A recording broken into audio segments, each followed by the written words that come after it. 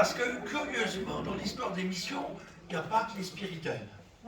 Il y a aussi, paraît-il, des franciscaines missionnaires de Marie. Voilà. Alors, voilà le dernier livre qu'elle a fait, mais elle en a fait bien d'autres. Donc, Cartala, Soutien spirituel de la mission, un colloque d'histoire, et puis un gros livre chez Prépols, effectivement. Vous allez consulter ça sur Wikipédia ou bien sur Google, vous allez trouver toute la liste de ces publications. Voilà. Bon. Enfin, évidemment, pour ceux qui savent lire, évidemment. Parce qu'il n'y a pas que des images sur le net. Bon. Alors, elle va justement, elle est historienne, donc, elle va nous resituer donc la congrégation des spiritaines dans le grand contexte historique de la naissance des congrégations missionnaires, notamment féminines, depuis le XIXe siècle jusqu'à aujourd'hui. Alors on va l'écouter. Elle a travaillé en plus aux archives des spiritaines. Donc elle est allée carrément aux sources. Et pas simplement, voilà ce qu'on dit. Bon. Catherine, voilà. Merci Paul pour cette présentation qui m'intimide beaucoup. J'espère que je vais répondre là. Et puis deuxièmement, je voudrais remercier effectivement l'archiviste Sœur Souza qui m'a reçu aux archives des spiritaines et grâce à laquelle j'ai pu justement construire ce travail que je vais vous présenter. Et je voulais dire à quel point ces archives sont remarquablement bien classées. Ça,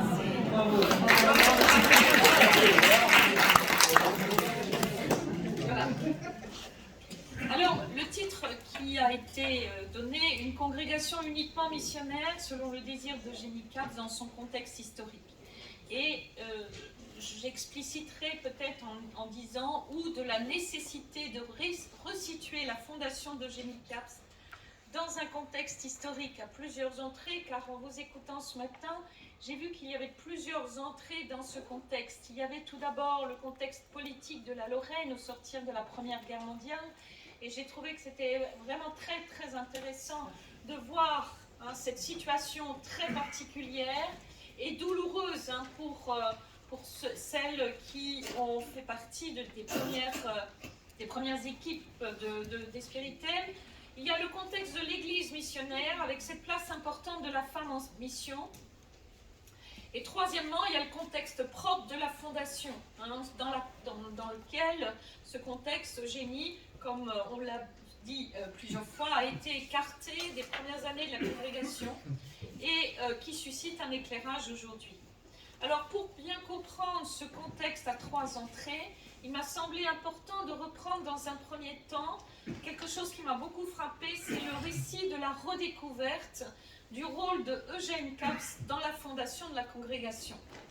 Grâce à la supérieure générale en 1945, et c'est une sœur qui va lancer toute une enquête en s'aidant d'une des compagnes de Eugénie Capes, Élise Muller, qui fait redécouvrir au début des années 60 la richesse de la spiritualité d'Eugénie Capes.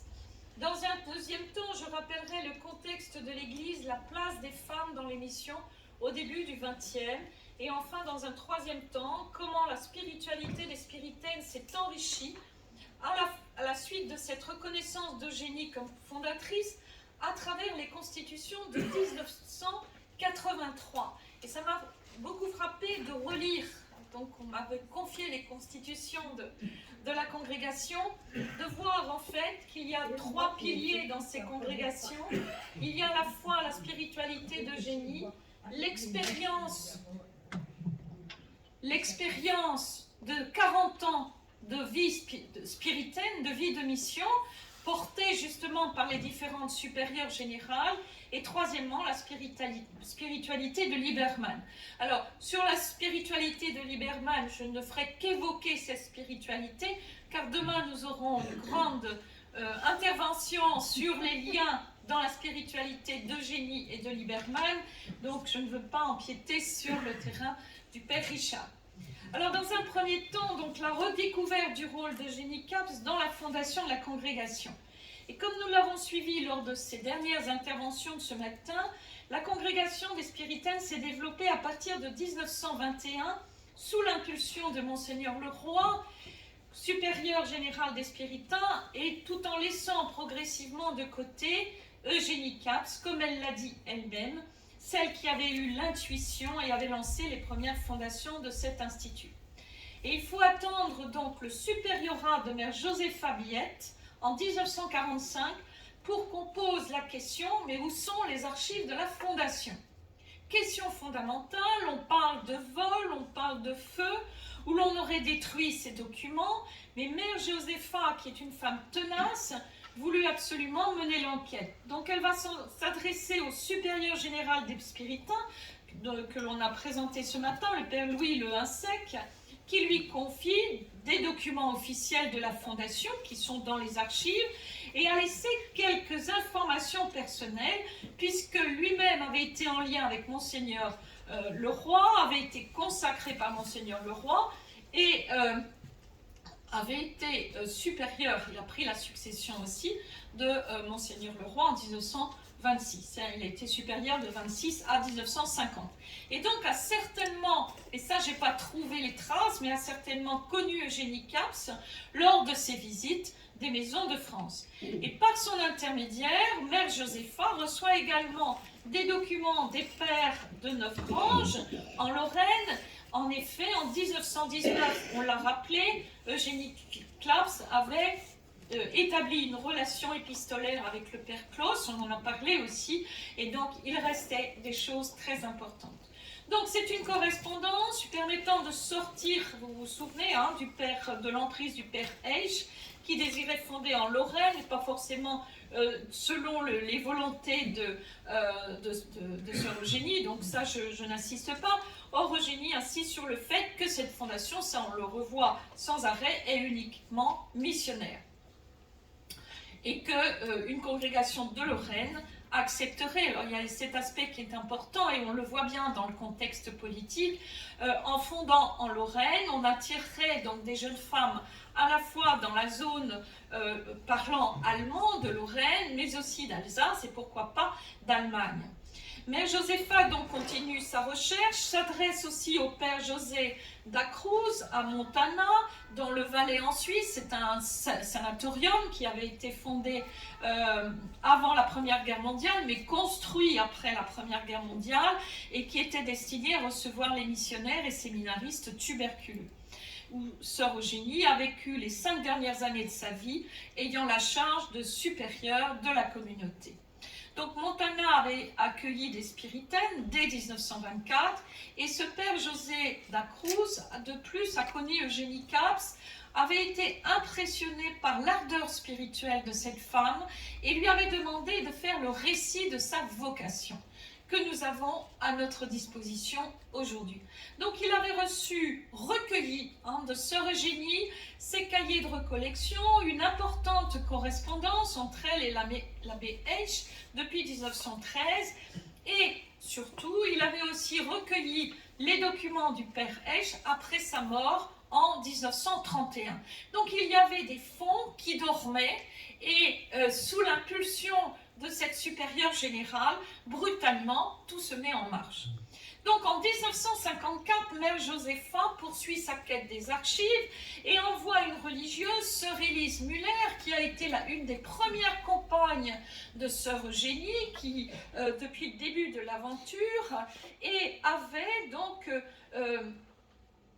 va essayer, en particulier elle va aller à Montana pour retrouver ces documents et l'enquête va se poursuivre jusqu'en Irlande puisqu'un spiritain d'Irlande a découvert un fonds d'archives dont l'histoire mériterait d'être racontée aussi puisque c'était parti en 1940 sur un bateau, la malle avait disparu, on pensait que la malle qui contenait beaucoup de documents sur Eugénie Caps et puis en fait la malle étant disparue on disait ben voilà c'est au fond des mers et puis il y a un père qui a dit mais non j'ai retrouvé tout cela et donc au même moment si vous voulez il y a une sorte de grand mouvement qui se met en place où là on commence à redécouvrir la spiritualité d'Eugénie.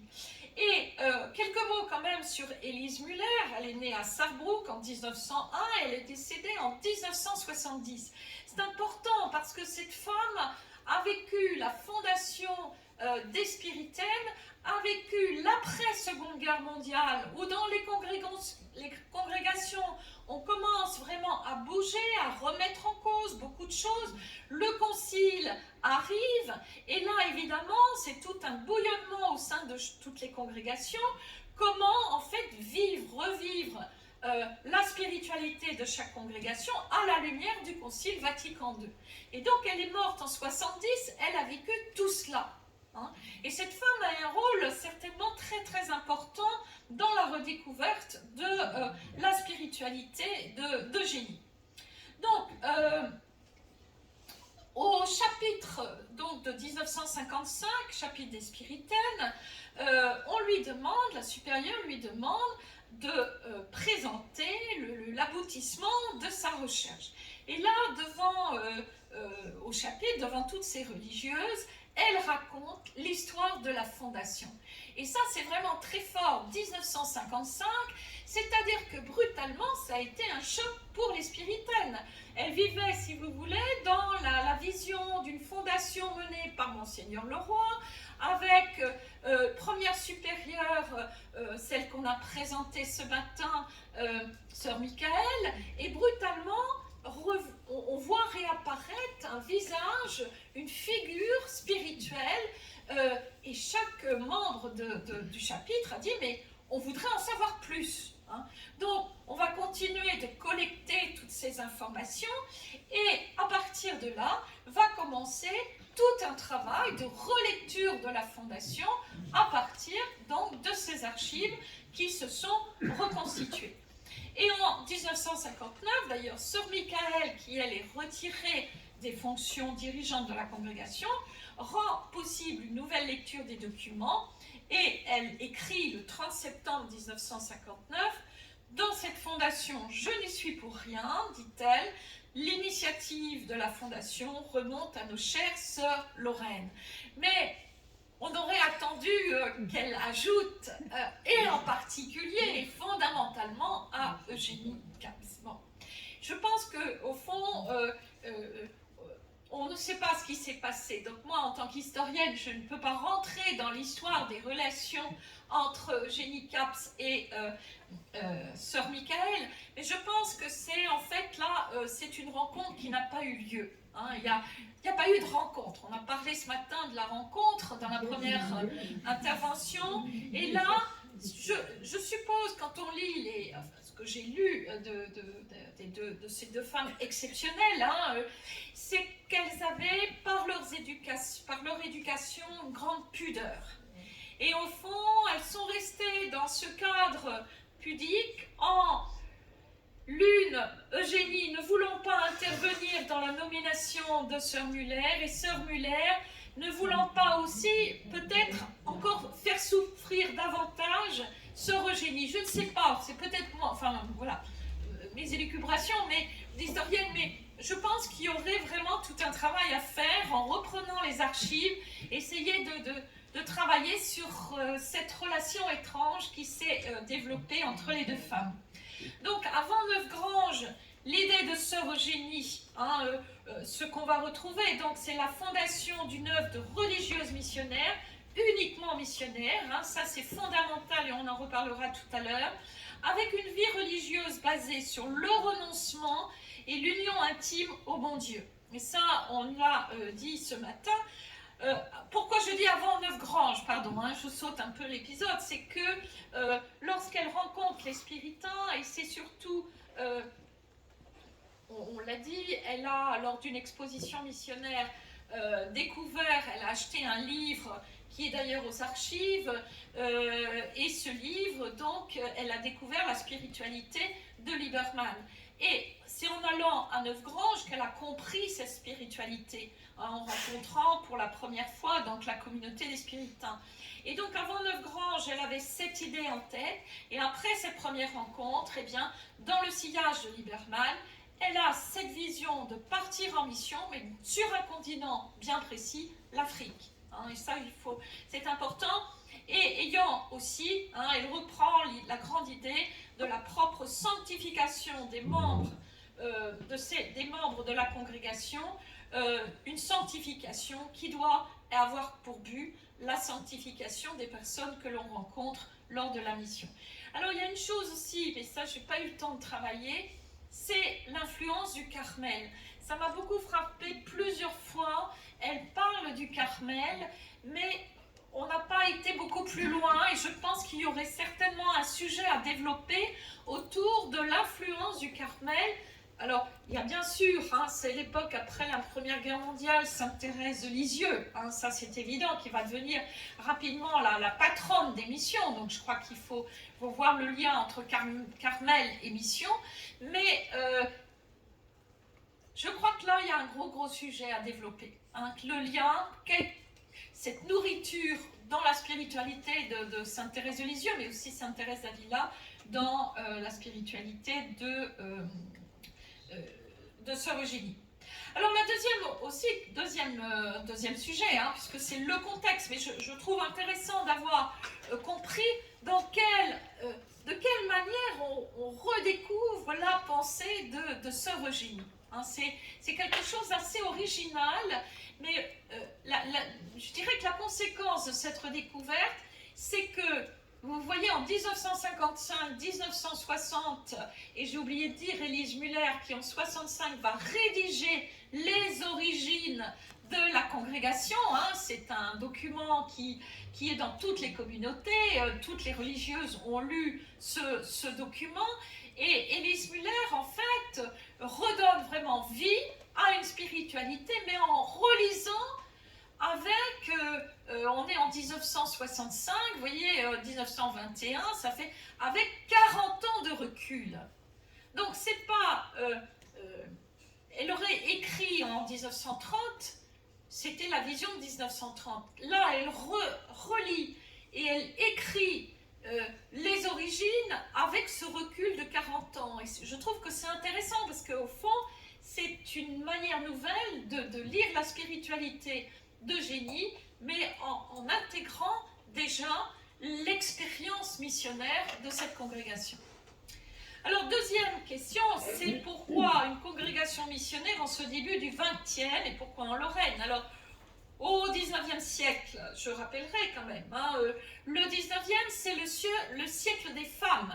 C'est le siècle des femmes, on assiste à une féminisation de l'Église, comme dit Claude Langlois, c'est-à-dire qu'on va voir apparaître, Claude Langlois donne le chiffre de 400 congrégations qui vont être fondées en France. Alors je ne parle que de la France. 400 congrégations qui se destinent à la fois à l'éducation, les écoles, les hôpitaux, visite des malades, les prisons, etc., etc. Et ces femmes, évidemment, vont assurer, parce que on oublie un petit peu je ne vais pas monter trop loin quand même, parce qu'il y a beaucoup de choses à dire, mais les femmes ont joué un rôle très important pendant la Révolution française. Pendant la Révolution, les femmes ont été très hostiles aux idées de la Révolution, beaucoup plus qu'on ne le pense. Ça a été des militantes et des résistantes. Et leur rôle a consisté à défendre l'Église et protéger l'Église. Et ça a été en particulier le nombre de femmes qui ont organisé des cachettes de prêtres, ou organisant des célébrations dans les forêts, etc. Donc les femmes, et transmettant la foi dans les familles, au péril de leur vie quelquefois. Et ce qui est significatif, ça va peut-être vous choquer, mais c'est le nombre de femmes qui ont la tête coupée, qui ont été guillotinées. Si elles n'avaient pas eu de rôle, elles n'auraient pas été guillotinées. Donc elles ont été guillotinées parce qu'elles ont joué un très grand rôle et un rôle de défense de l'Église. Et donc ce militantisme féminin issu de la Révolution, on va le retrouver chez les fondatrices. Je pense à Marie Javoué, Marie Javoué qui va fonder, justement on en parlait tout à l'heure, la congrégation de Saint-Joseph de Cluny. Ce sont des militantes. On va reconstruire l'Église.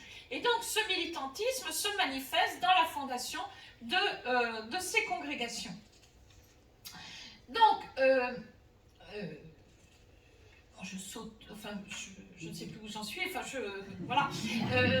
Si, quand même, un mot important, 1822, et ça, on va le célébrer l'année prochaine, c'est justement l'œuvre de la propagation de la foi qui est fondée en 1822 par Pauline Jaricot. Hein, vous savez qu'il y a une grande cérémonie qui va avoir lieu à Lyon au mois de mai pour célébrer justement la béatification. Donc ça c'est un événement important, si vous voulez, le rôle missionnaire. Un rôle missionnaire qui est double, c'est la mission en France. Il faut rechristianiser. Hein, vous voyez, donc il ne faut pas perdre le moral, hein, parce qu'on a eu des temps de rechristianisation dans notre histoire. Rechristianiser et deuxièmement, partir en mission. Hein, deuxièmement, partir en mission au-delà des mers. Donc ça, c'est de 1817 à 1870, pas moins de 128 instituts vont répondre à l'appel à la mission. Hein, 128. Alors, c'est vrai que dans un premier temps, si vous voulez, les congrégations féminines vont partir en mission appelées. Alors, ce sont des évêques, ce sont des missionnaires qui demandent des sœurs pour ouvrir des écoles, et ce ne sont pas forcément des congrégations missionnaires proprement dites, ce sont des congrégations qui vont envoyer quelques religieuses, et puis progressivement, donc, il y a une activité missionnaire qui va se créer au sein d'instituts qui sont déjà constitués. Et puis, il faut attendre à peu près 1860 pour qu'on voit donc apparaître des instituts strictement missionnaires. Hein. Et alors, bon, il y a un débat autour de quelle est la première congrégation. Bon, moi je dis ce sont les franciscaines missionnaires de Marie, mais d'autres disent non, non, pas du tout, etc. Bon, on ne va pas se fâcher là-dessus. Mais celle qui a vraiment posé, si vous voulez, hein, l'organisation d'une congrégation entièrement missionnaire et tournée totalement vers la mission, c'est Marie de la Passion, donc qui fonde les franciscaines, et on voit fort bien que cet esprit missionnaire va entraîner une organisation de la congrégation en France qui est particulière, c'est-à-dire il va y avoir un noviciat, il va y avoir aussi des lieux de départ. Et entre les deux, eh bien, ce n'est pas... Voilà, c'est vraiment le but c'est la mission. Donc, les appels vont se multiplier. Alors, pourquoi est-ce que les appels se multiplient? Eh bien, d'abord, c'est important, on loue d'abord la qualité, l'efficacité des religieuses sur place. Qualité et efficacité aussi bien dans les œuvres scolaires, hospitalières, leur capacité à inventer, en adaptant leur apostolat aux besoins du terrain et n'hésitant pas d'ailleurs à assouplir leur organisation tout en gardant le respect de leurs règles. Et puis ce qu'on apprécie aussi, c'est le dévouement de proximité. C'est-à-dire que là où on installe les religieuses, elles exercent leur mission. Hein, c'est vraiment là un dévouement de proximité avec une intelligence de l'amour pour tout être humain. Et là, effectivement, ce qui est quand même extraordinaire, quelles que soient les congrégations religieuses, c'est cette capacité à être disponible à tout être humain, quelle que soit la religion, mais aussi quelle que soit sa situation sociale, hein, parce qu'on oublie un petit peu cet aspect-là, et quelle que soit donc la situation de la personne que l'on a en face, les religieuses elles sont constamment disponibles. Et toujours attentives à déceler une misère cachée toute proche et à lui apporter l'aide nécessaire. Donc elles travaillent au cœur des réalités sociales, ne détenant pas d'autorité particulière au sein de l'Église, elles acquièrent donc une grande disponibilité et une marge de manœuvre pour aller à la rencontre des sociétés les plus délaissées, se destinant bien sûr particulièrement aux femmes et aux enfants. Le grand sujet, c'est la défense de la dignité humaine et plus précisément, dans certaines sociétés, la défense de la femme et de la vie. Mais que demandent les missionnaires en appelant des religieuses? Et c'est là où on entre dans, je dirais, une différence de mentalité. Nous sommes au 19e. Hein, les femmes sont considérées comme soumises à leur mari. Et donc, quand ces missionnaires arrivent, ces femmes arrivent en mission, elles rencontrent des hommes missionnaires qui sont marqués par la mentalité de la France à cette époque. Et donc, que se passe-t-il? Bien souvent, il y a une incompréhension. Pourquoi? Eh bien, parce que les missionnaires, que demandent-ils aux religieuses?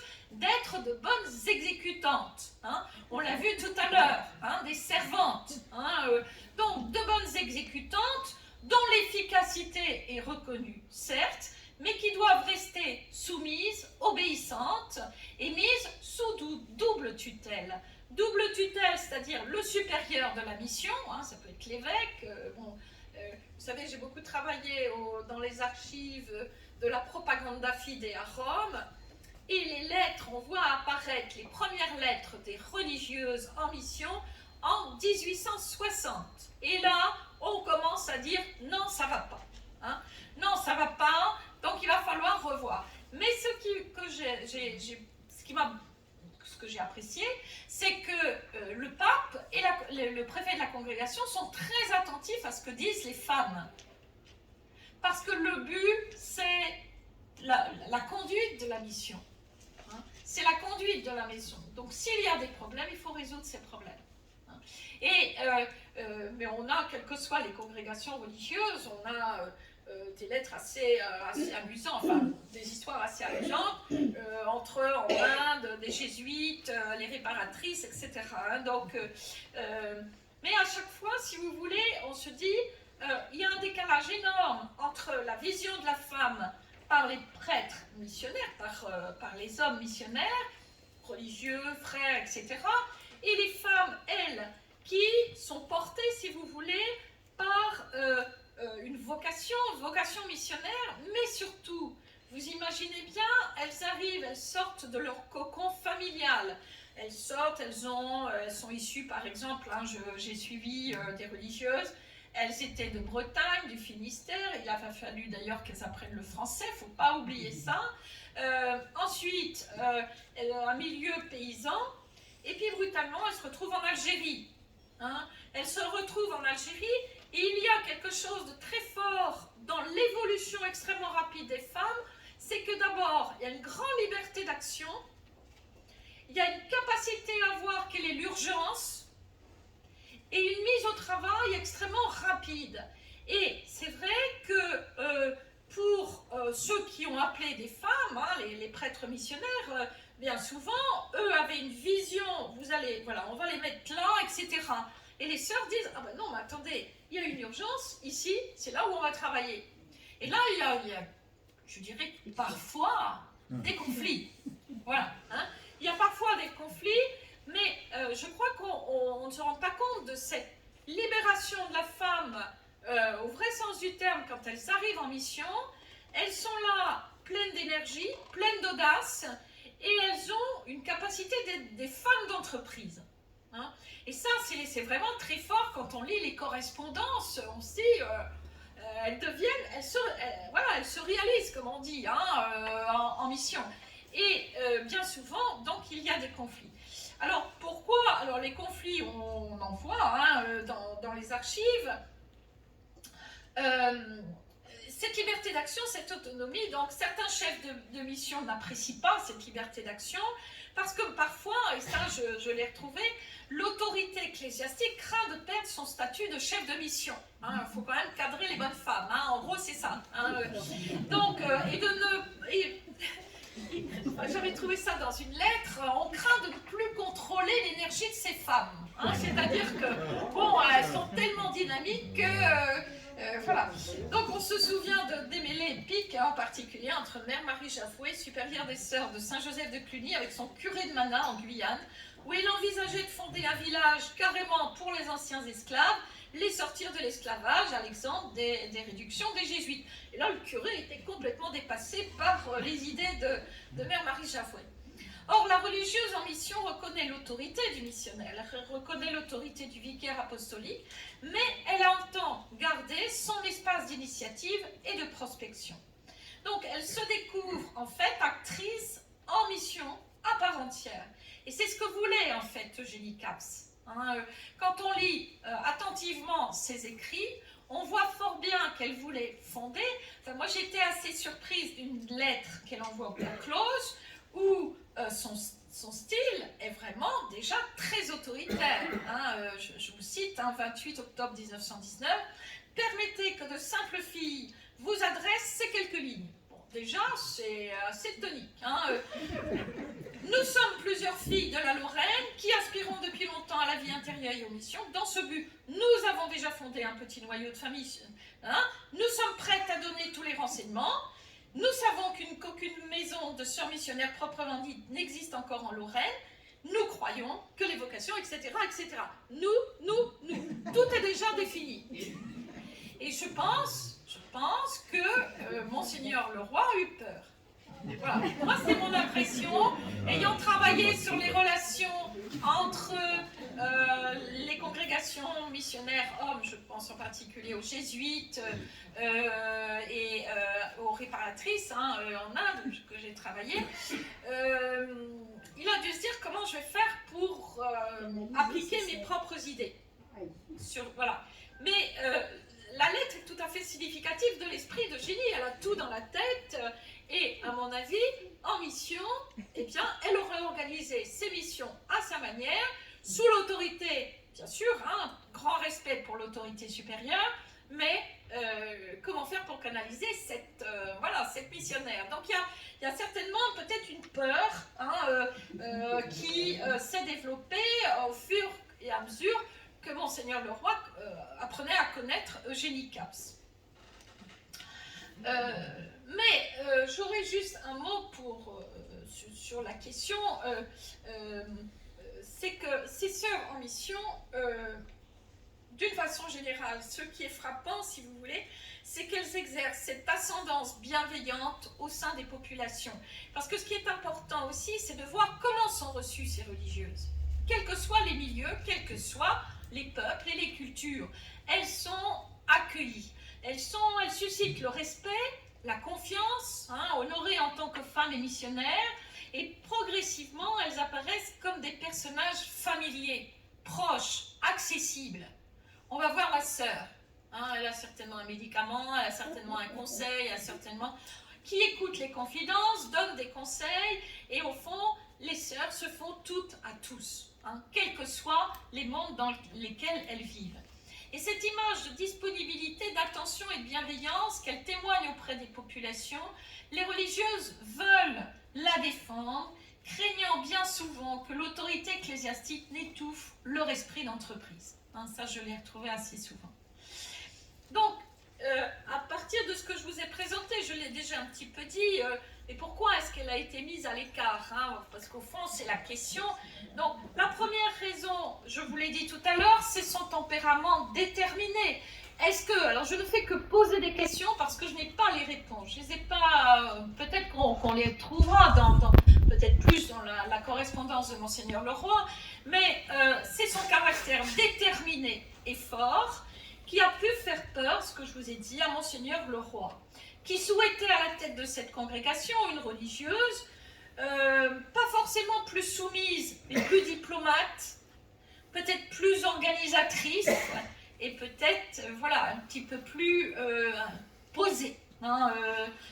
Et c'est vrai que Élise Muller raconte la scène entre Eugénie et le père Esch, en lui demandant de se retirer de l'œuvre, même si c'est une tragédie cette scène, car il avait tendance à réduire ou à essayer d'imposer ses vues. On voit très bien que Eugénie lui demande instamment de ne plus revenir. Donc c'est vraiment le signe, si vous voulez, elle a une idée, elle est déterminée, et au bout d'un moment, donc elle voit très bien que la voie, ce sont les spiritains, et elle dit au père Esch, merci beaucoup, mais maintenant je passe à autre chose. Enfin c'est ça en gros, et je comprends d'ailleurs, Élise Muller dit que le père Esch s'est mis à pleurer, parce que c'était quand même assez violent quand même. Donc Élise écrit d'ailleurs dans son opuscule, elle dit « Sœur Eugénie avec un caractère énergique, douée d'une intelligence vive et de beaucoup de savoir-faire.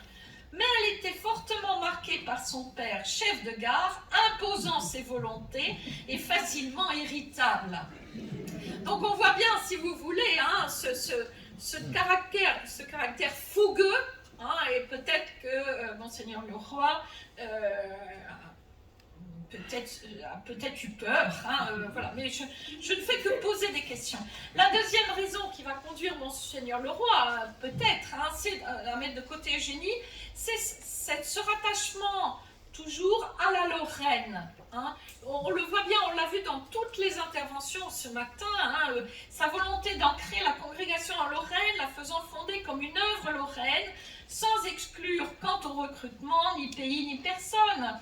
Et certes, le cachet d'une œuvre qui ne serait pas simplement en Lorraine, mais ça revient sans arrêt. C'est la Lorraine qui veut remercier par conséquent. C'est aussi la Lorraine qui doit prendre l'initiative, etc., etc.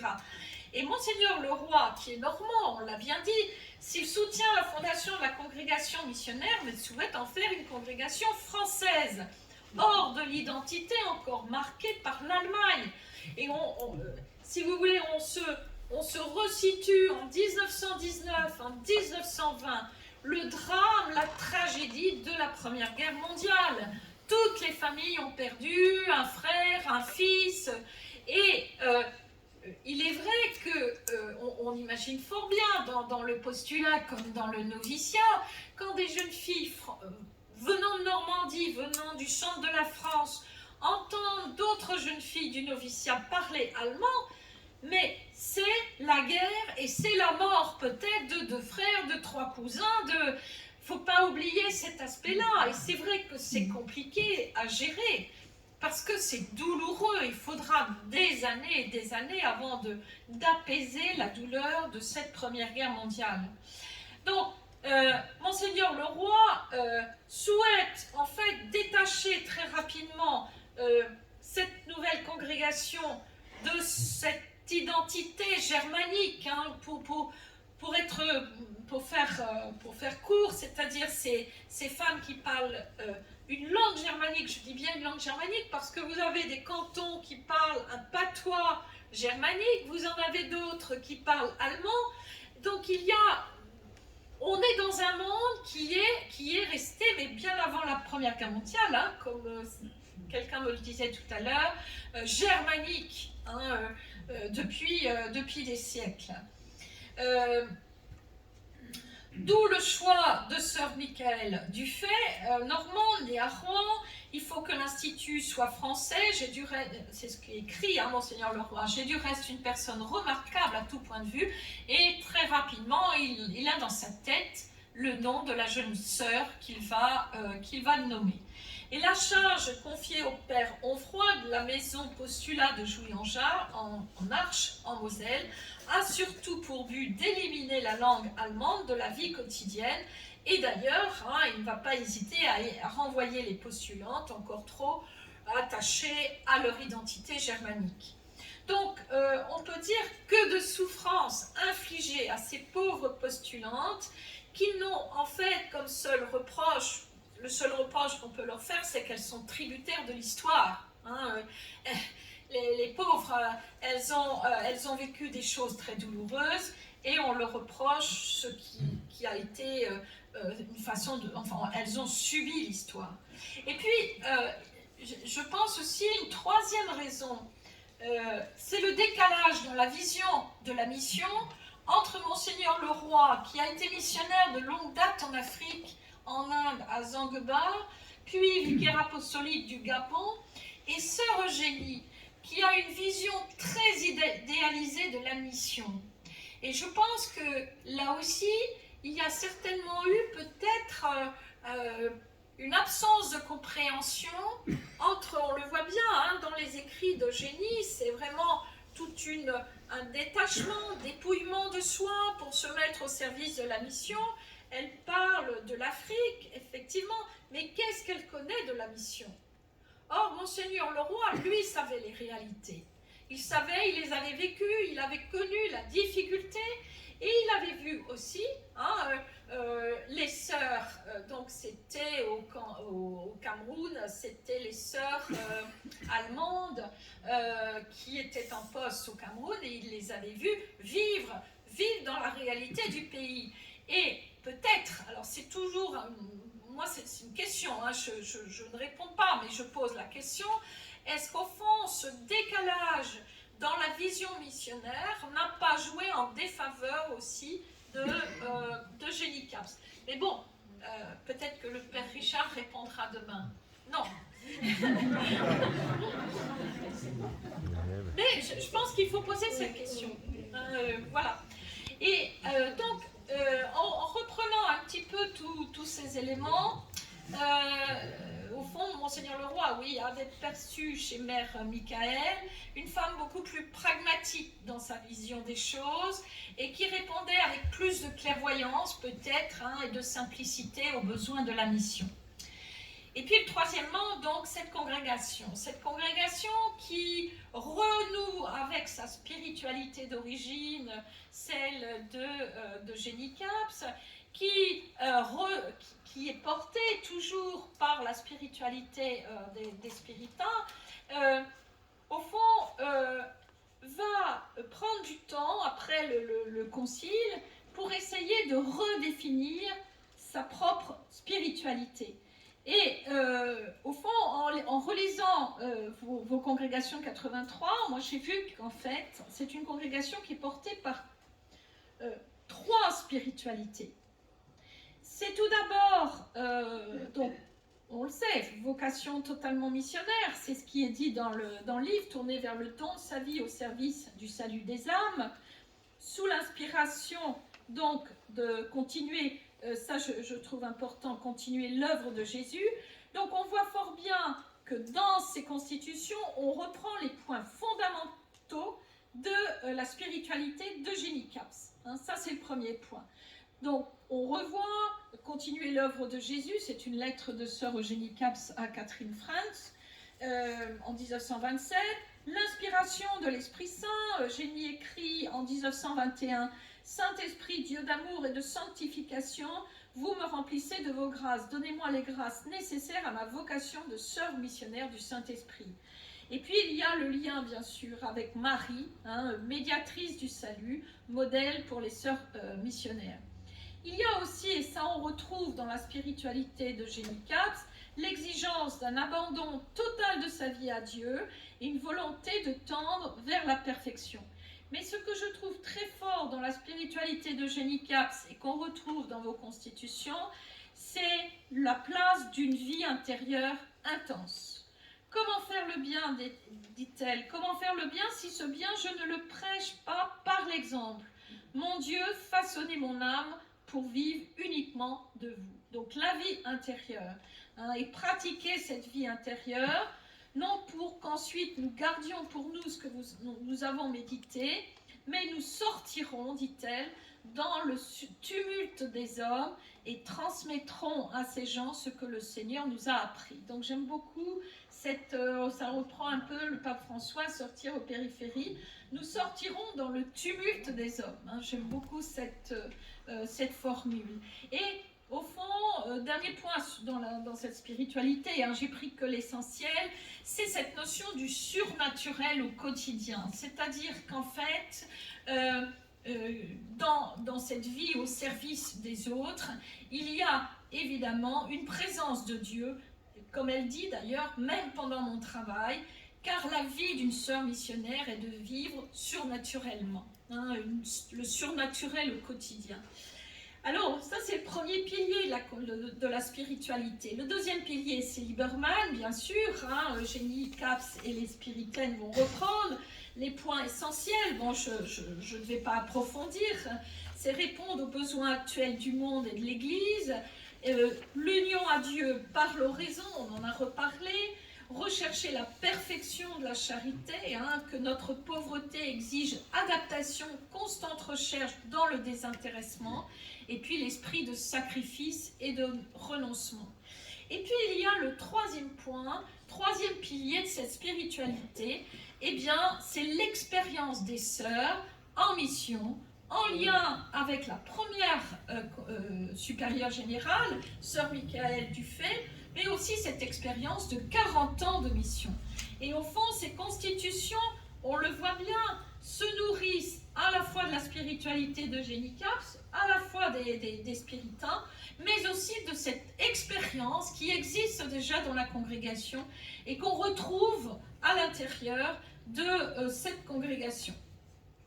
Donc on parle justement des œuvres, de tout ce que les sœurs ont commencé à faire, école primaire, dispensaires, hôpitaux, parfois sur la demande des évêques, elles fondent des congrégations locales. Et puis il y a aussi ces liens qui ont tissé un esprit communautaire, des liens comme par exemple, vous l'avez cité tout à l'heure, la revue Entre nous, la revue Pentecôte, c'est très important à cette époque, on le retrouve dans toutes les congrégations, la mise en place de revues qui entretiennent les liens entre... j'ai dépassé mon temps, non? Non, ça va, oui, comme il y a la discussion après, on arrive à la fin. Bon, alors, oui. Je vais très vite. Entre nous, les revues, et puis il y a aussi cette connaissance de la mission. Le premier voyage d'une supérieure, c'est général en 1938, on en a parlé tout à l'heure, et c'est vrai que brutalement, si vous voulez, il y a ce retour des réalités missionnaires qui nourrissent donc la pensée missionnaire de toute la congrégation, parce que désormais on sait ce que ça veut dire, réalité des terres de mission. Donc, ce que je voudrais, pour terminer, c'est bien rappeler, si vous voulez, que l'originalité de l'histoire, de ce contexte historique extrêmement riche, comme on l'a découvert à travers tous ces travaux, c'est, on comprend fort bien qu'il a fallu du temps, mais au fond, ce temps a permis de relire avec le recul et avec cette expérience de la mission, la spiritualité d'Eugénie Capes, mais qui s'intègre à ces deux piliers que je trouve fondamentaux, à la fois la spiritualité de Lieberman, mais aussi, et je trouve que c'est important parce que dans cette spiritualité, toutes les sœurs, au fond, qui ont participé à l'œuvre de la congrégation, sont insérées dans ces constitutions de 1983. Voilà, je vous remercie.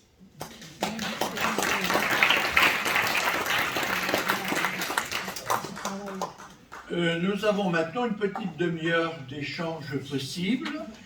Ça peut bien sûr être à partir de la contribution de Catherine Marin, mais également à partir de ce qui a été dit ce matin sur les figures des origines, et à propos desquelles nous n'avons pas eu le temps d'échanger. Donc une demi-heure. Et puis après, il y aura, après l'autre intervention, il y aura de nouveau un échange. Donc toute question peut avoir sa chance.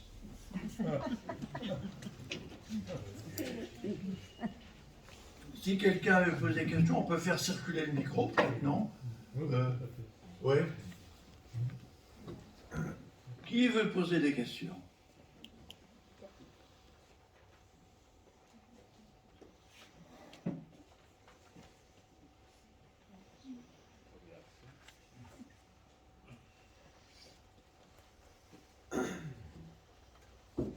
Voilà, un grand merci pour votre exposé, votre travail de recherche.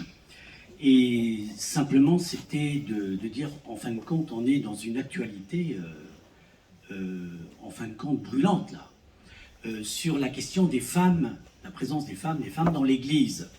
Or, en fin de compte, ce que vous avez dit répond, d'une certaine manière, à cette place des femmes qui n'ont pas attendu pour prendre leur place. Vous avez cité Claude Langlois. Claude Langlois dit, ou un autre historien, dit qu'au XIXe siècle, la plus grande révolution de tous les temps, elle est due aux femmes. C'est-à-dire que, et c'est la vie religieuse. La plus grande révolution de tous les temps, c'est la vie religieuse, puisque vous avez donné le nombre de fondations, c'est, je crois, 300 000 femmes, en fin de compte, et où des fondations se faisaient, on ne savait même pas où elles se faisaient. Par exemple, en Bretagne, c'est les unes à côté des autres, et répondant aux besoins du peuple. Et je crois que voilà, et je me dis, c'est quelque chose d'une actualité dont il faudrait prendre conscience, cette place des femmes, et cette grande place des femmes dans l'Église. Donc, je crois que l'histoire peut nous aider à comprendre beaucoup de choses.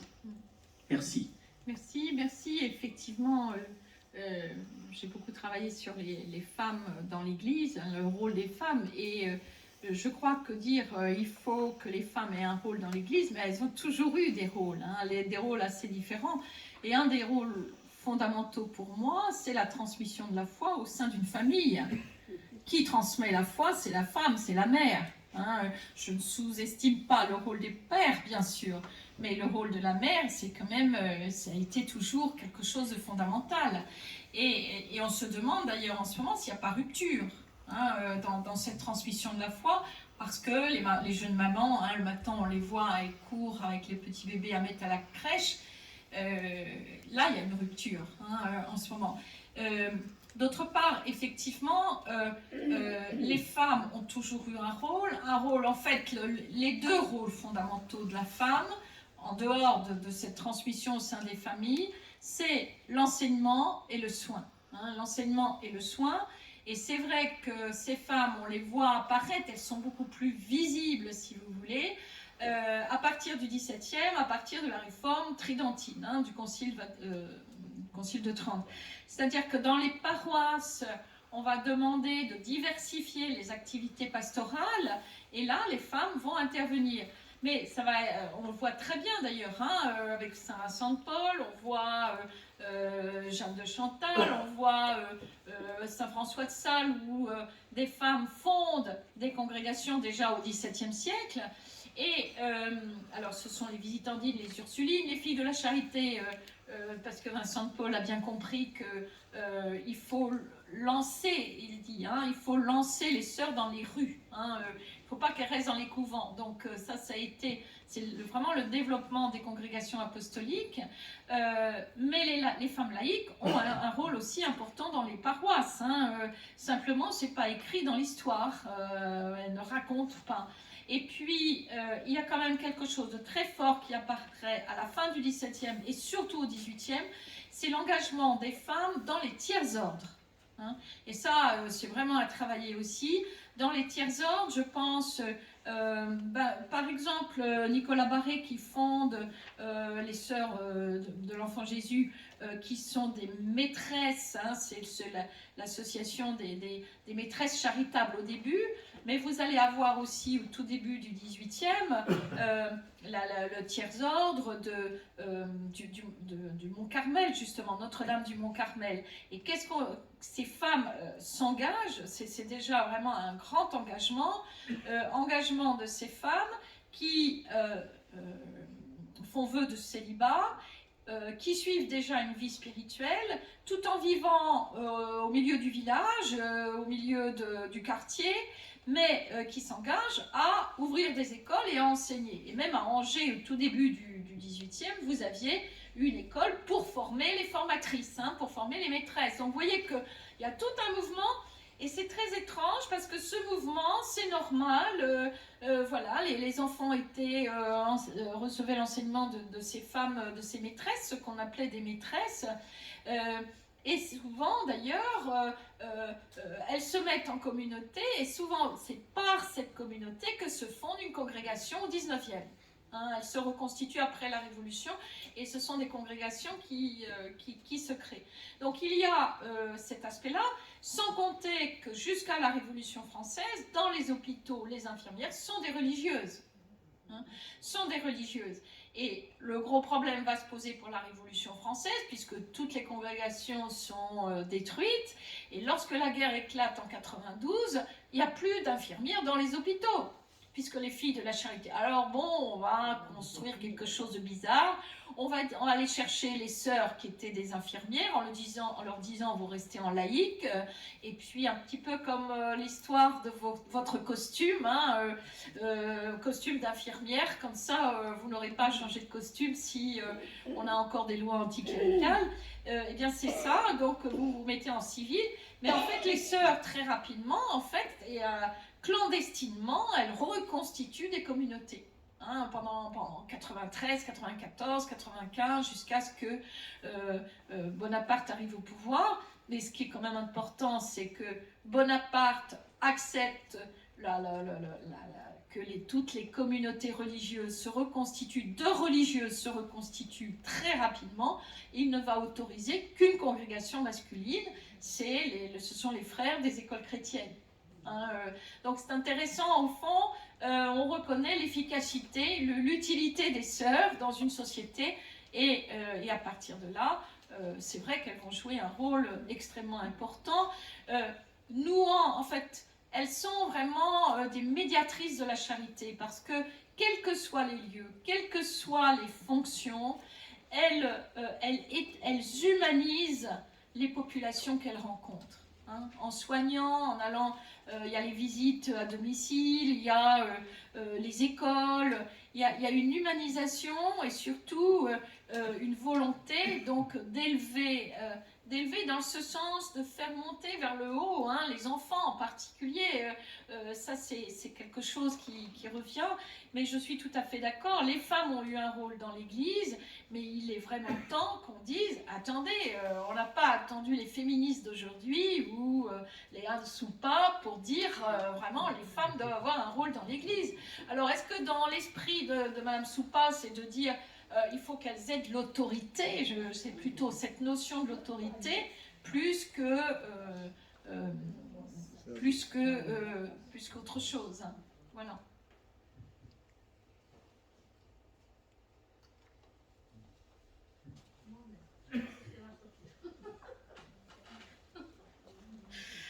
Je voulais dire que pour moi, la congrégation, c'est ce noyau et ce début d'interculturalité avec de la souffrance des rencontres de deux langues, de deux cultures, qui m'a toujours animée, disons. On est un groupe petit et très diversifié, et c'est la rencontre comme un défi, comme disait le père ce matin. Concernant le père Leroy, monsieur Leroy, quand j'ai connu les spiritaines, c'était à travers les spiritaines d'Espagne. Et pour eux, les spiritaines étaient fondées par monsieur Leroy. Voilà. Mais après, c'est revenant à ce que vous avez dit qui m'a beaucoup éclairé, peut-être la peur qu'il avait du tempérament d'Eugénie. Mais je me dis, il y a eu pendant la guerre mondiale, monseigneur Leroy, le père Leroy était en Tanzanie, on dit, en Zanzibar. Et si j'ai bien compris, je ne suis pas historienne et je n'ai pas beaucoup lu sur sa biographie, mais comme qu'il avait du mal à accepter tout ce qui était germanique. Donc je pense que c'est aussi au-delà de cette peur d'Eugénie, de son tempérament. Je pense que les frères spiritains, vis-à-vis de l'histoire aussi des confrères germaniques, ont quelque chose à dire de leur souffrance aussi. Cette épuration du groupe de Farsville ou du groupe de la Lorraine, nous l'avons vécu. Mais peut-être qu'il y avait en lui cette faiblesse, cette souffrance. Bon, et c'est dans ce terreau de défis interculturels que nous sommes là aujourd'hui, que nous avons été. Mais je pense que c'est peut-être plus que la peur du tempérament d'Eugénie. C'est ça que je voulais dire. Mais merci beaucoup parce que vous m'avez beaucoup éclairé sur ça aussi. Merci. Merci beaucoup, et c'est vrai que, en repartant du titre de ce colloque, c'est vrai que dès le début, on est dans le choc de deux cultures. Ça c'est évident. On est dans le choc de deux cultures, mais deux cultures, un choc douloureux aussi. Parce que la Première Guerre mondiale, 1 300 000 morts en France, de jeunes gens, il suffit d'aller dans chaque village et de voir les monuments aux morts pour voir le nombre de jeunes gens qui ont été tués. C'est vrai que c'est un choc de culture, mais un choc vraiment de souffrance, porté par la souffrance. Alors c'est plus difficile en fait que deux cultures se rencontrent quand il y a là un événement qui a profondément marqué à la fois les familles de Lorraine sous occupation allemande qui ont souffert aussi, et les familles françaises en fait, hors de Lorraine.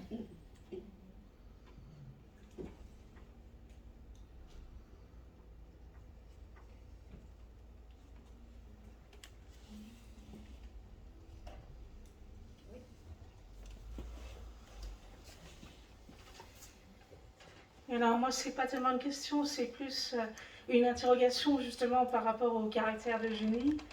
Quand on replace les choses un petit peu dans le contexte germanophone, on va dire en Moselle, je pense à l'épisode par exemple où elle est à la Croix-Rouge à Bouzonville, Croix-Rouge donc allemande pour le coup, elle n'a pas le droit de soigner les blessés français, elle voit des gens mourir sur son passage.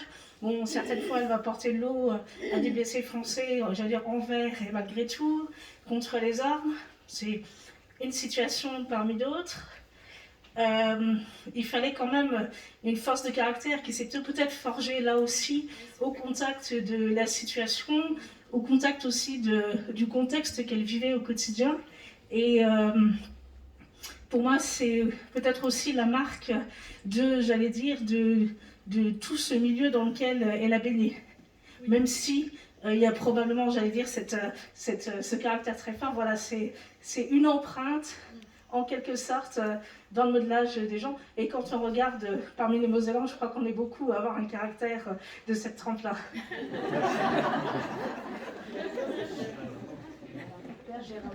Oui, merci pour votre prestation. Justement, je voudrais souligner l'intérêt que vous avez porté au côté culturel de cette vie humaine après la guerre. Vous savez qu'en face, pas loin, chez les pères de Neugrange, ils vivaient la même chose, dans la communauté spiritaine, au noviciat également, des gens venus des deux guerres, des deux côtés de la guerre mondiale. C'est aussi un grand défi. Ouais. Et puis autre chose que vous voulez ajouter, il y a un personnage dont on n'a pas tellement parlé, qui est un certain père Burgstaller, qui a écrit une lettre de diffamation contre Eugénie à Monseigneur-le-Roi. Comme il y a eu des lettres anonymes contre Eugénie à Monseigneur-le-Roi. Et je pense, il a eu peur, comme vous avez si bien dit, mais il a aussi été influencé, s'est laissé influencer. Enfin, point d'interrogation. Et oui, c'est ça. Mais ça mériterait vraiment d'être Oui. approfondi, en fait. Oui. Oui. Humanité, en allemand on dit, oui, c'est trop humain, quoi. Saint François de Sales disait partout il y a de l'homme, il y a de l'hommerie. Oui, voilà, c'est ça. C'est ça. Oui. Mais effectivement, il y a une part d'hommerie aussi. Effectivement, dans l'histoire qu'on rencontre dans les archives. Bon, je n'ai pas voulu rentrer dans les détails parce qu'il y a des hostilités religieuses, etc. contre Eugénie. Donc j'en suis restée aux idées fondamentales, mais c'est vrai que ça se retrouve dans toutes les fondations. Vous voyez, il y a des lettres anonymes, mais dans l'histoire de Marie de la Bastion qui fonde les franciscaines, on va envoyer des lettres anonymes aussi à Rome contre elle. Donc c'est quand même, on se dit quand même, c'est incroyable quoi, de retrouver ces situations, et c'est pas les seules situations.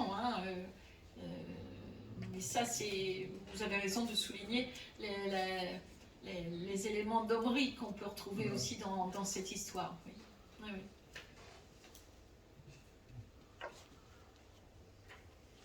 Bon, je vais bien intervenir, mais Bernard Ducol serait aussi habilité que moi.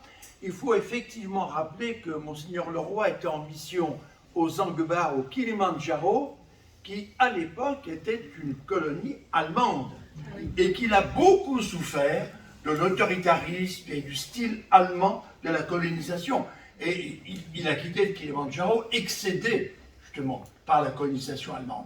Ça peut expliquer, avec la Première Guerre mondiale qui a suivi, bon, il n'avait pas un penchant pro-allemand. C'est le moins qu'on puisse dire. Et on a dit dans l'histoire de la congregation que si la province d'Allemagne spiritaine ne s'est pas développée, c'est parce qu'il ne l'a pas voulu. Parce qu'il avait un préjugé trop grand contre, effectivement, lié à l'histoire. Les hommes sont des hommes, ils sont en contexte. Oui, Bernard.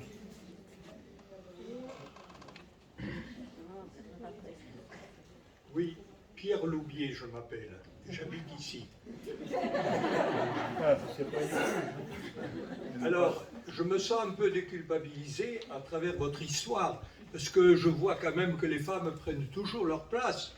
On n'a pas besoin, on avait entendu parler de Monseigneur Leroy, qui était plutôt francophone que germanophone, etc., et qu'il se méfie un peu de l'autoritarisme féminin, mais finalement, on s'aperçoit que les femmes s'en sortent aussi bien, quoi.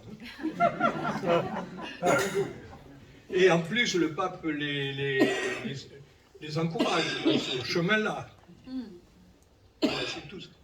Oui, oui, oui. Non, mais je pense que si vous voulez, pendant très longtemps, dans l'émission, jusqu'au 19e siècle, il y a eu un grand exemple de présence féminine, c'est au Canada au début du 17e, où on a Marie de l'Incarnation qui arrive à Québec, mais sinon on n'avait pas beaucoup de femmes qui partaient en mission au 17e, 18e. Il y a les sœurs aussi de Saint-Paul-de-Chartres qui sont parties en Guyane, mais c'est tout. Et vraiment les grands départs, c'est le 19e.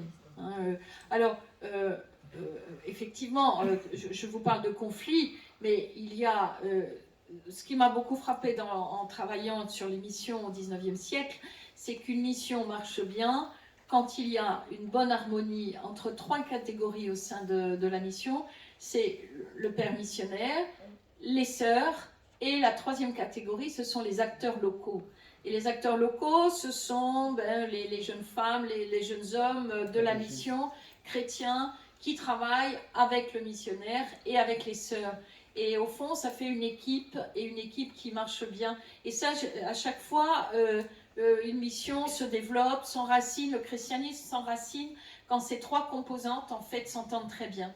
Mais il y en a eu beaucoup, hein, il y en a eu beaucoup, et quels que soient les continents. À propos de ce que Paul disait tout à l'heure, j'avais retrouvé, c'est un petit peu en illustration, une lettre aux archives à Chevilly, où le père Leroy, qui devait avoir, je sais pas, 35 ans, écrivait à son supérieur général, ça devait être Émonet, je pense, à ce moment-là, donc dans les années 80-85, c'était une époque où il y avait des frictions, c'est pas peu dire, dans la communauté de Bagamoyo, où la majorité des pères étaient alsaciens, et puis le roi se trouvait un peu seul. Et il avait écrit à son supérieur général, donc la lettre qu'il devait écrire régulièrement, et c'était un petit rébus, il aimait bien faire les dessins. Et je le revois encore parce que c'est vraiment... Il y avait une tête de chat, et parce que lui il disait au supérieur général, savez-vous pourquoi ça ne marche pas? Il y avait une tête de chat, une tête de loup, et puis on voyait les dents d'une scie. Et il disait chat-loup-scie. et il y avait uniquement ça sur son... Mais à propos de la correspondance de Leroy, c'est sûr que par rapport à ce que vous disiez, moi je distinguais un petit peu le supérieur général de l'homme à la retraite. Et c'est sûr que le supérieur général était impressionné, souvent dérangé, par le volontarisme de Eugénie Caps. Mais moi, je n'aurais pas dit tellement peur, mais plutôt, il avait une conception de... Enfin, moi, c'est comme ça que je le vois. Une conception de l'Église où chaque chose doit être à sa... Enfin, chaque chose, pardon. Chacun doit être à sa place. D'un côté, il y a les clercs, avec une hiérarchie. De l'autre côté, il y a les laïcs, avec une hiérarchie. Si la hiérarchie dans les clercs, c'est évêque, prêtre, la hiérarchie dans les laïcs, c'est homme et femme. Il était témoin de son temps. Donc il fallait que chacun soit à sa place. Et je pense que c'est un petit peu ça qu'il a... Enfin, je sais pas, c'est comme ça que je vois un peu les choses, mais le roi avait l'habitude de gérer des hommes. Et s'il fallait rajouter des femmes, ça se complique. Et puis il y a aussi ce que vous avez dit sur le côté lorrain, hein, qui sort totalement des schémas de Monseigneur. Oui, c'est ça. Merci. Merci Bernard. C'est vrai que je crois qu'il y a vraiment à approfondir ce sujet. Hein, relation entre Eugénie Caps et Monseigneur Leroy à partir des archives, des lettres. Je pense qu'il y a au fond, le colloque, ça sert à ça, hein, à ouvrir des portes de réflexion et d'approfondissement. Bon, moi c'est Madeleine, je suis spiritaine. Voilà, j'étais un peu surprise, enfin surprise. Quand vous avez parlé qu'à une certaine époque, bon, on voyait plus les femmes comme des femmes soumises à leur mari, et on reportait ça sur les religieuses. Donc les religieuses doivent être des exécutantes. Et bien, je me posais la question, est-ce que Monseigneur Leroy ne voyait pas aussi, d'abord, Eugénie était une femme, et une jeune femme. Alors, peut-être qu'elle ne la voyait pas bien dans son rôle de fondatrice. Il se voyait plus, lui, comme fondateur, comme homme, et avec une... Alors, je pense que oui, la mentalité de l'époque a certainement joué aussi sur le rôle de Monseigneur Leroy. Hein. C'était pas simplement Monseigneur Leroy, hein, on le voit dans beaucoup de situations en mission où on demande aux religieuses d'être des exécutantes. Et surtout ne pas avoir d'idées, quoi, exécuter. Hein, alors, c'est vrai aussi qu'il faut faire très attention aux archives, car on écrit quand ça ne va pas. Quand ça va bien, on n'en parle pas. Hein, c'est pour ça aussi qu'il ne faut pas généraliser à partir d'une lecture d'archives, de fonds d'archives. Parce qu'effectivement, ça peut fausser, mais c'est un signe aussi que certaines situations se retrouvaient sur le terrain. Voilà. Devant, question, la François Nicolas. C'est une question d'ordre un peu général. On a parlé tout à l'heure de la situation de la femme dans l'Église, la situation de la femme même dans la société française, telle que les religieuses se situaient. Est-ce qu'il y a eu des études de fait pour voir l'impact qu'a pu avoir la présence de femmes dans les différentes sociétés africaines par rapport à la tradition? Si ça a aidé à des évolutions, à des conflits, par rapport au milieu masculin ou autre, par rapport au milieu général? Alors, c'est une vaste question. Alors, c'est vrai, dans l'ensemble, l'activité apostolique des religieuses est tournée vers la promotion de la femme. Ça, c'est clair. D'abord par la fondation d'écoles, d'ateliers, d'ouvroirs, donnant des métiers aux femmes. Mais pas simplement. En fait, dans beaucoup de sociétés, la religieuse est la seule qui reçoit les confidences de femmes. Je pense à une religieuse qui vivait avec les Touaregs. Elle demandait l'autorisation au mari, elle allait voir la tante des femmes, hein, la tante, vous voyez, avec les piquets, hein, la tante où vivaient les femmes. Et là, pour la première fois, les femmes parlaient. On ne se rend pas compte de cet échange, de ces échanges extraordinaires qui sortaient les femmes au fond de leur situation là tout à fait dramatique. Et c'est vrai qu'en travaillant quelles que soient les sociétés, ce qui apparaît, c'est d'abord une prise de conscience des femmes de leur situation, mais deuxièmement aussi la formation d'élites féminines dans les pays. Hein, des élites féminines qui bien souvent, si elles le peuvent, arrivent jusqu'à des postes importants, ne serait-ce que des postes aussi dans les gouvernements, etc. Alors on l'a vu surtout dans les années 50, dans les années 60. Hein, dans les années 50 ou 60, où là on a vu l'apparition d'élites féminines. Et je pense en particulier, j'ai vu une photo dans le fonds d'archives des Sœurs Blanches en Algérie. Ce qui m'a beaucoup frappée, c'est une sœur, et puis sans doute avec une ancienne élève qui est là, une maman, une jeune maman, et qui est habillée avec une très jolie robe parisienne des années 60, si vous voulez. Et je me disais, au fond, le changement d'habit est quand même signe aussi de l'évolution féminine, hein, de l'évolution féminine.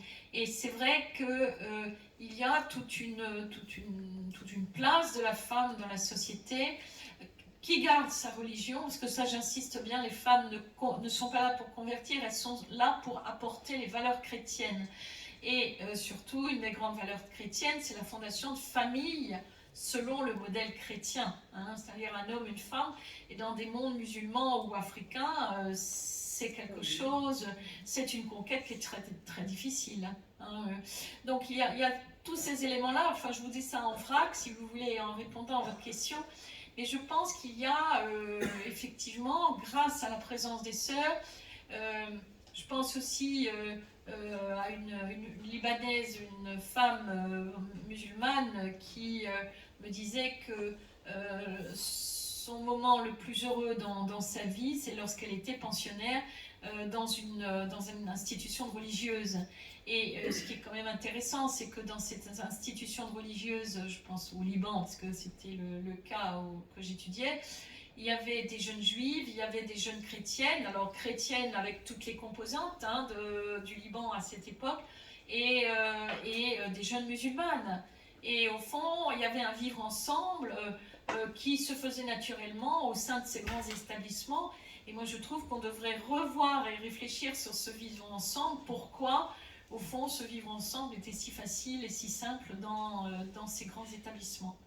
Donc, il y a à la fois un vivre ensemble, il y a à la fois une promotion de la femme, et puis il y a aussi une prise de conscience de la situation de la femme dans sa propre société. Je pense que les sœurs, elles ont eu ce rôle-là. Il y en a d'autres, hein, certainement. Désolé, je crois qu'il va falloir s'arrêter, c'est les moins quart, c'est le temps de la pause. On ne peut pas dépasser, autrement on n'arrivera pas pour la suite. Vous pouvez poser la question au prochain échange.